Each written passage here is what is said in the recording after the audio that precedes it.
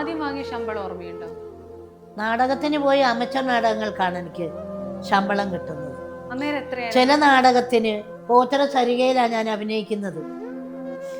നമ്മുടെ നാട്ടിലെ പള്ളിയിലും അമ്പലങ്ങളിലും എൻ്റെ നാടകം ബുക്ക് ചെയ്ത് എൻ്റെ കലാകാരിയെ പ്രോത്സാഹിപ്പിക്കും എൻ്റെ നാട്ടുകാർ. ചിലപ്പോൾ അമ്പലത്തിൽ നിന്ന് എൻ്റെ തൊട്ടുമുറ്റത്ത് കടയ്ക്കമുത്തരത്ത് ക്ഷേത്രത്തിലെ പ്രമാണി നാടകമാണോ എന്തോ ഒരു നാടകം കളിച്ചിട്ട് എനിക്ക് തരാൻ ശമ്പളമില്ല. മൊത്തം പൈസയും കമ്മിറ്റിക്കാർക്ക് നാടകക്കാർക്ക് കൊടുക്കാനില്ല.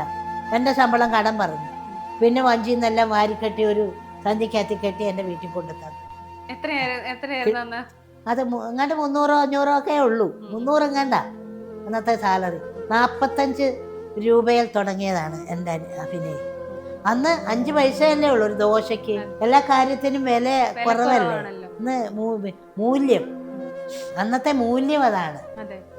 ഇന്നത്തെ ഒരു 50,000 രൂപയാണ് അന്നത്തെ 500. 1000.